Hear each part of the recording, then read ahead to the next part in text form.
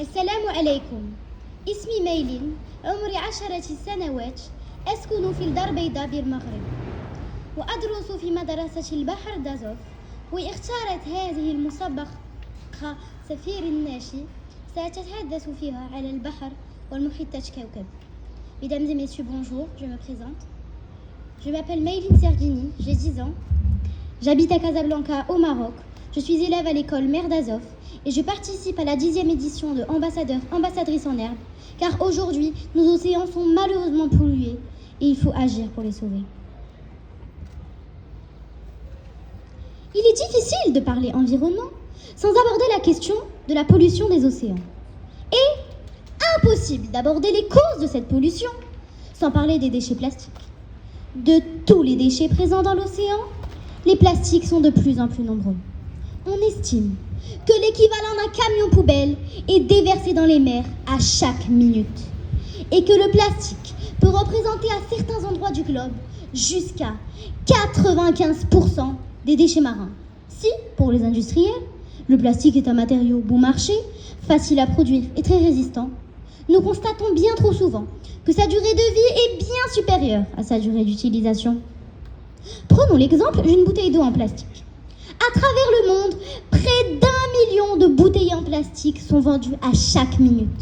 Et dès que l'eau qu'elle contient est bue, nous la jetons. Dans le meilleur des cas, elle aura peut-être la chance d'être recyclée. Mais bien souvent, la bouteille en plastique est laissée pour compte, abandonnée sur les plages ou jetée par terre. Ce qu'il faut savoir, c'est que le plastique ne se dégrade jamais totalement dans l'environnement. Les rayons du soleil, l'eau salée et les vagues le fragmentent en toutes petites particules, à peine visibles à l'œil nu. Aujourd'hui, ce sont 5 000 milliards de particules plastiques qui flottent dans nos océans. Des microplastiques, très difficiles à détecter et quasi impossibles à retirer du milieu naturel. Tout ce plastique dans l'environnement met en danger toute la vie aquatique. Aujourd'hui, ce sont 693 espèces marines qui sont directement menacées par la pollution plastique. Les animaux marins confondent des déchets avec leur nourriture habituelle.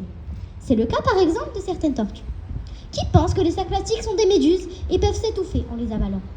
C'est aussi le cas pour les oiseaux de mer. Saviez-vous que 90% d'entre eux ont des fragments de plastique dans l'estomac ? Via la chaîne alimentaire, les poissons que nous consommons par exemple, ces microplastiques finissent par atterrir dans nos assiettes et donc dans nos propres estomacs. Alors quelle solution avons-nous ? Que peut-on faire concrètement pour agir ?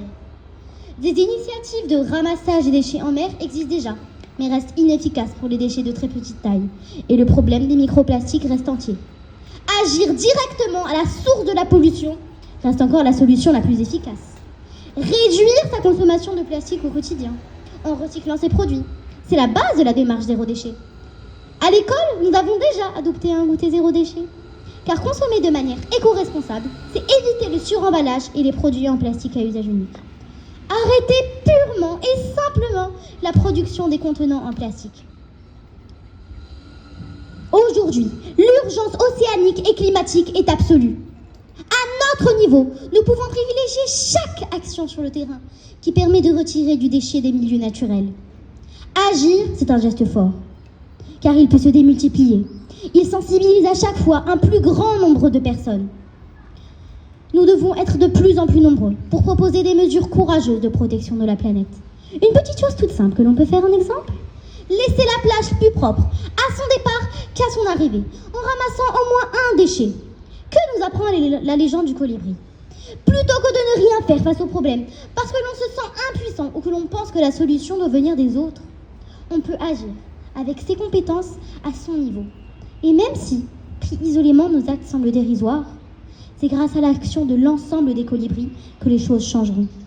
Nous avons un rôle énorme à jouer, et c'est urgent.